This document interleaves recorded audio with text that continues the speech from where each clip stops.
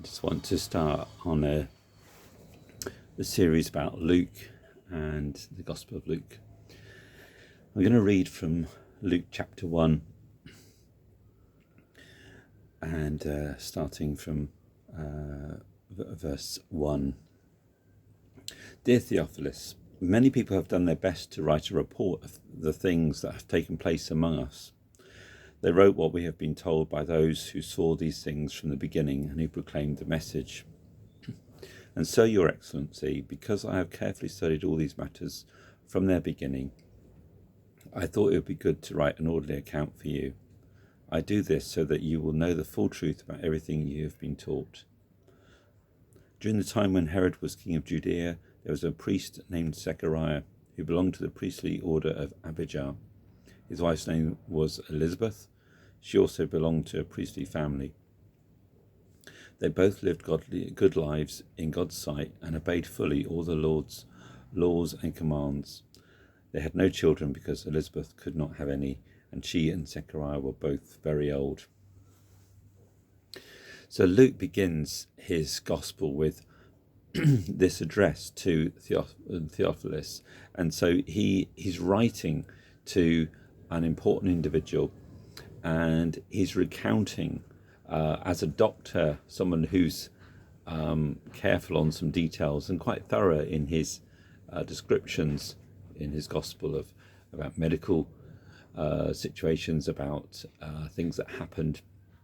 Quite a thorough intellectual chap, and he's writing an account, an orderly account, a version of trying to record the information, and so to have a good report to present and to explain with great clarity and quite careful notes really about what's happened in the life of Jesus, what was happening during the ministry of Jesus, and how that impacted people.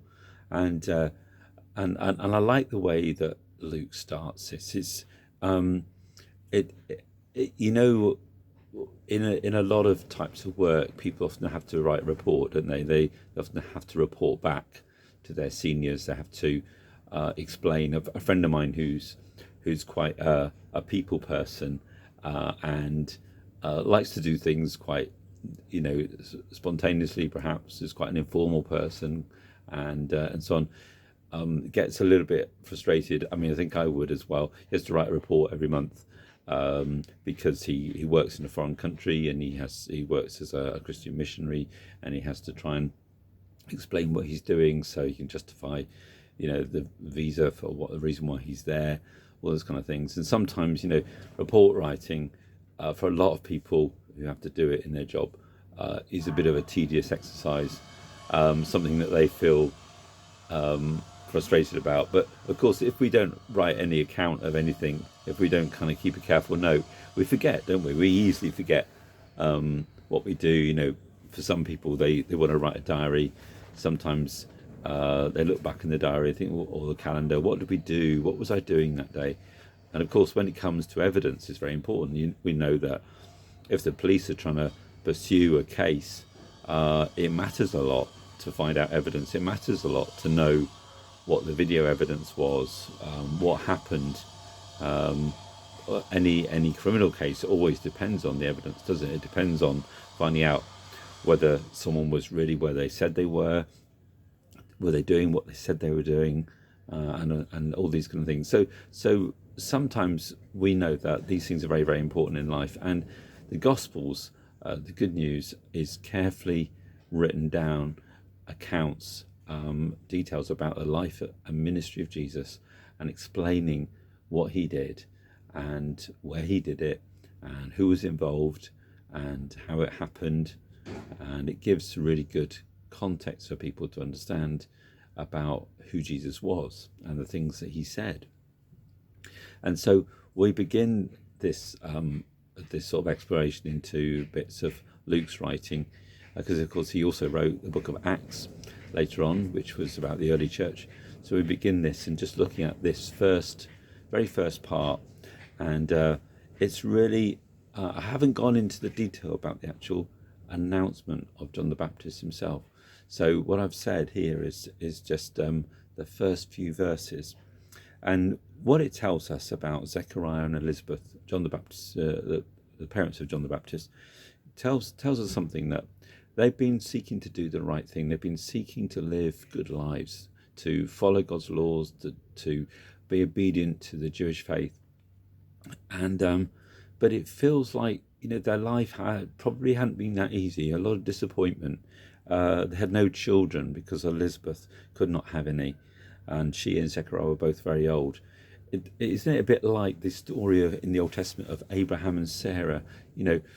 There's hope. There's that looking for promise. There's a looking for a family, an inheritance, a future for their family. But it feels like it's been a bit of a dead end situation, and quite difficult, quite painful, as we well know. For many women who can't have children and who long for family, it's a very, very painful personal journey for them very often, and something that can cause a great deal of stress for couples as well. And in a culture like theirs in those times, it would be considered, something that was quite a major issue, really, a sense of, that you lack God's blessing on your life. There's no blessing on the fruit of your womb. That's a real issue. If you look at the Old Testament, the blessings that people should walk under, including fruitfulness in children. If that wasn't happening in their life, what were they doing wrong? They were apparently living good lives. So apparently, and Luke's makes the point. They weren't people who were living in abject evil, and they were sort of somehow in this great rebellion against God. But quite the opposite, really. It seems that they are very people of great integrity. And so sometimes, the journey of faith can start from that place of feeling an emptiness, a barrenness, and the prophet Isaiah in the Old Testament says, "Sing, O barren woman, you've had no children. More will be the children of her who has had no children." The way in which God's purpose for Israel, God's going to turn around, and what seems to be kind of complete barrenness and fruitlessness, and hopelessness, God's actually going to turn it around 180 degrees and make it completely the opposite. And it talks in the Bible, in the New Testament, about those who are called not my people will be called sons of the living God. I talked before in a little talk about Hosea, how this amazing inclusion of the Gentiles, or people who weren't Jewish, into God's people. And Romans talks about that in Romans 9-11. There's this amazing opportunity that what might seem a place of barrenness and fruitlessness and hopelessness, we see actually is turned around to a place of tremendous fruitfulness, a tremendous not only reproduction in the sense of that Elizabeth has a baby, but there's a much bigger purpose than that going on for the people of Israel, for God's great plan for mankind as a whole, for all the people who weren't included in God's people. They were going to get the chance to be part of that incredible company of God's people, and included, like we see in the book of Ruth. One of the other talks I've given, it's been about the book of Ruth, and how she was included as an outsider, and yet was key to God's great plan and purpose for the Jewish people, and therefore through Jesus for the whole world. And so I just wanted to mention a few things, really. One is this whole thing that God desires our relationship with him, our drawing close to him, and even when that's tough, and even being obedient might be tough,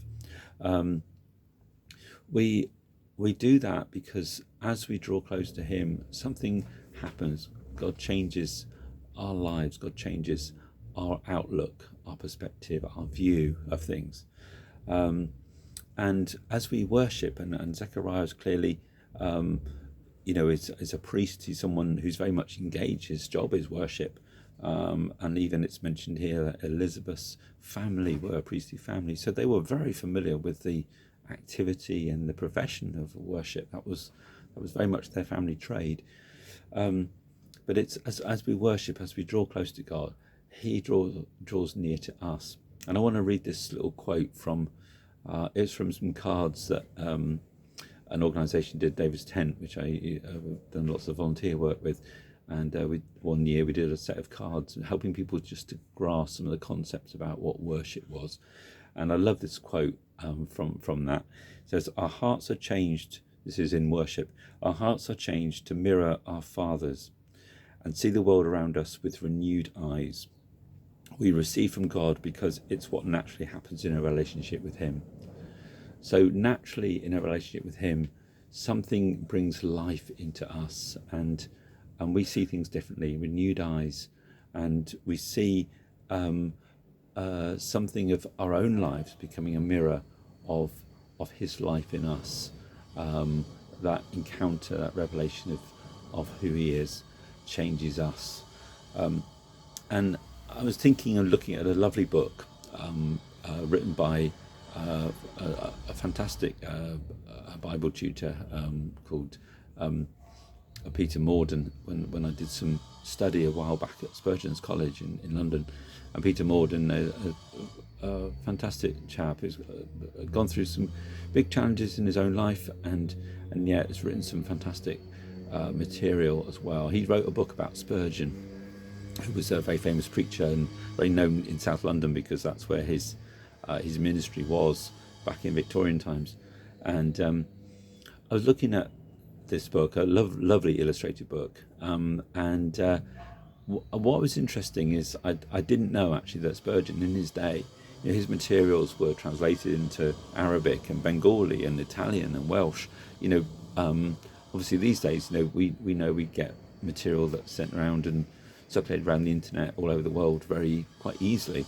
But in those days, that would have been probably maybe a bit less common, and so it's great that his sermons and his material was spread around to many different nations. He saw that vision of different nations encountering and hearing this good news, and that was great passion of Spurgeon. And it was a very well-known orator and became quite a public figure.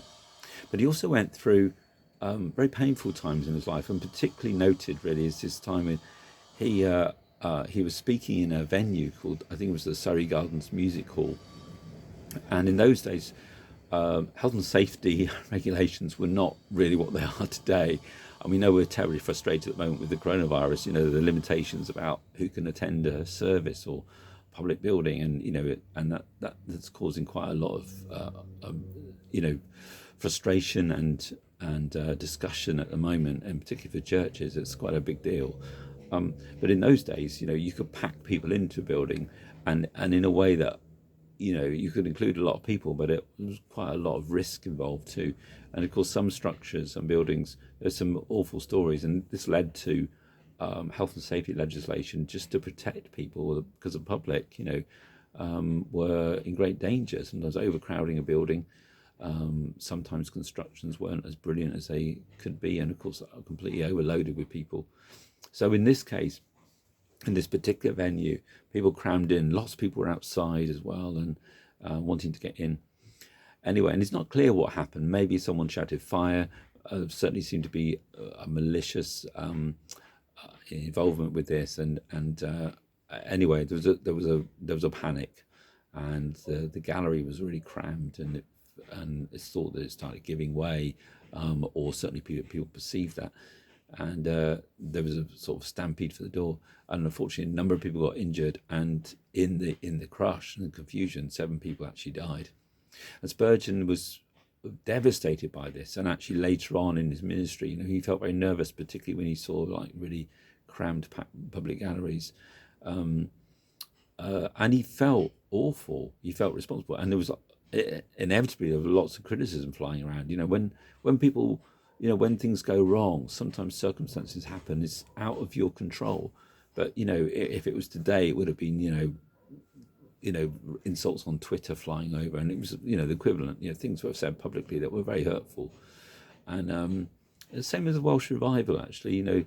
the intensity of the Welsh revival, after that, many people, lots of stuff flying around that was deeply hurtful for Evan Roberts.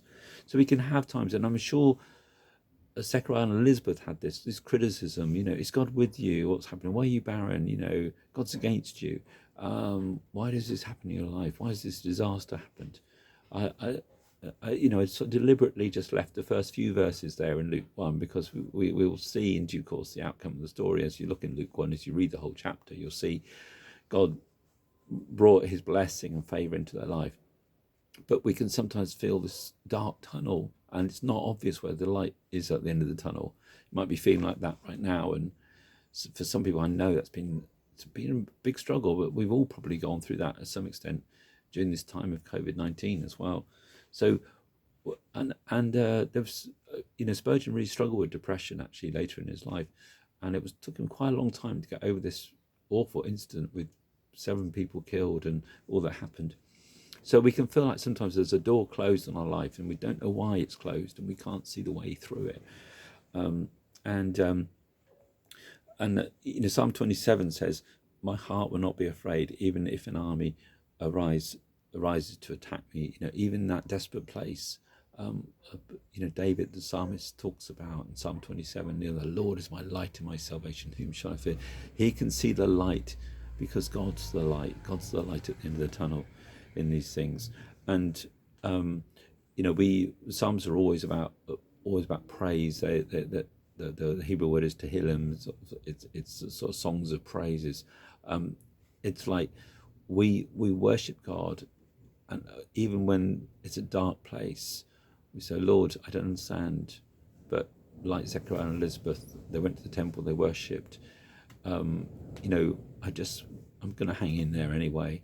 I'm going to pour out my heart, because I might not be feeling great either. I might be feeling in a dark place.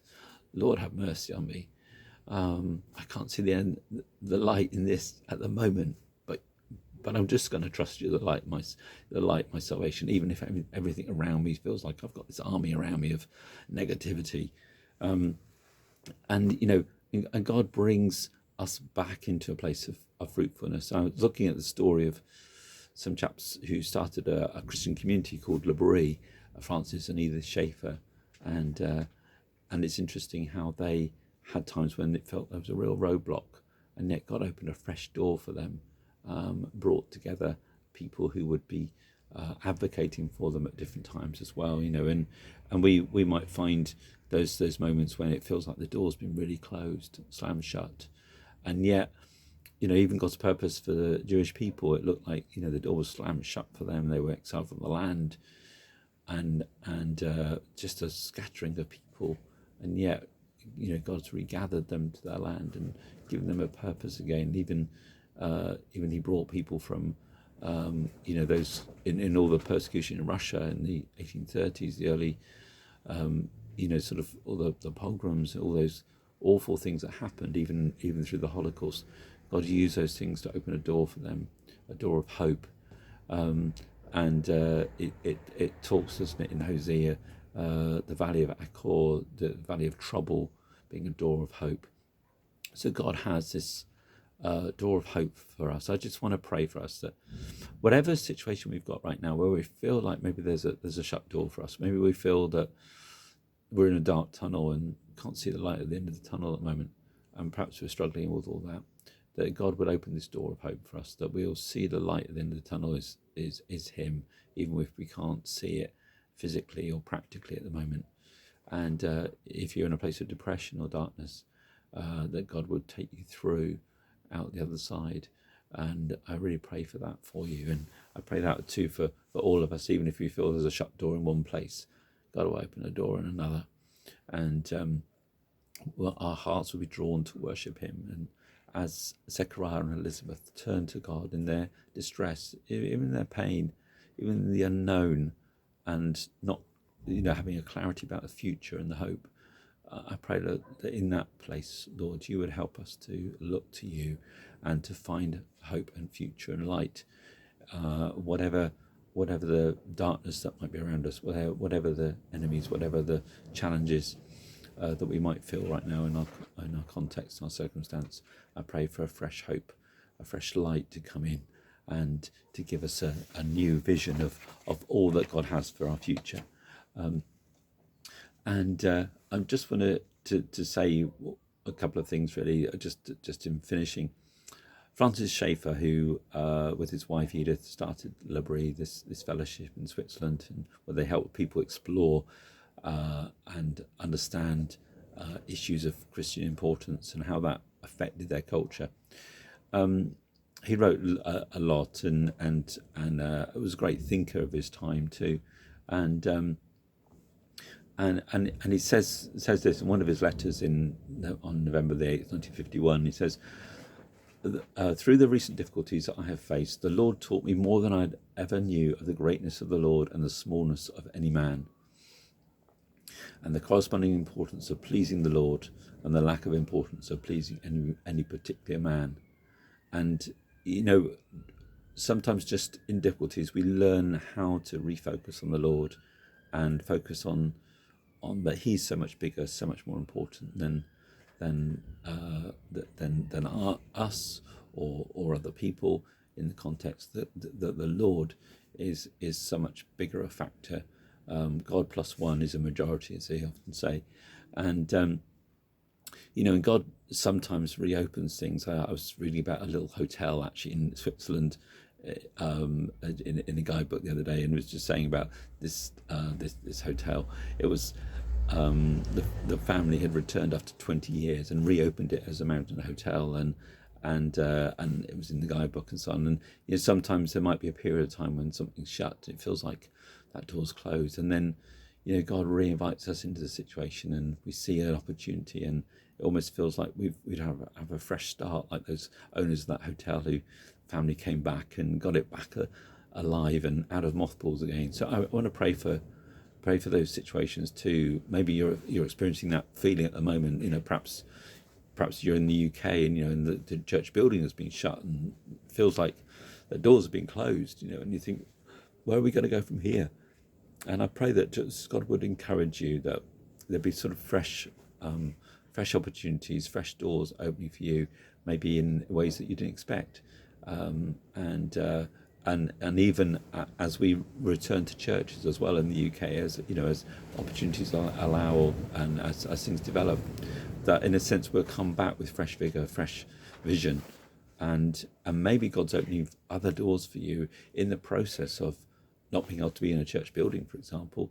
I found more opportunities to use the internet to share stuff and to receive stuff too, and other ways of connecting up with people in small groups, in the garden, 2 or 3 people together, that sort of thing, much more informally. I pray that God would give us some creative thinking about how we do worship together, how we do fellowship together, and also how we do outreach as well. Maybe one door shutting for a period of time has opened up other opportunities, like the pruning that happens to our apple trees here. It helps fruitfulness the following year. So I pray that for us as well, that we would, in this period of constriction, in a period of what might feel darkness, in a period of what might feel great limitation, that actually we would see that God has so much great fruitfulness for us ahead, and actually maybe a much bigger plan that we had ever expected. Maybe God's plans are so much larger and greater and more wonderful than we could ever imagine. Like the story of Ruth. Ruth leaves her home country. It feels like everything has gone wrong for Naomi, her mother-in-law. It feels like life has been a disaster, a lot of tragedy and bereavement, and yet God brings Ruth with Naomi back to the land. Then she meets Boaz, and then out of that comes David, King David eventually. Then out of that comes Jesus, and God's great purpose often, like for Zechariah and Elizabeth in Luke 1, out of this what seems barrenness, what seems tragedy, what seems hopelessness, what seems darkness, out of this kind of waiting and despondency and this hope deferred where the heart's grown sick, out of that place God brings this incredible ministry of John the Baptist, and then who announces and gets everybody ready for the ministry of Jesus, which Luke's gospel is all about. Anyway, blessings. I'm going to finish there, and I hope that's helpful.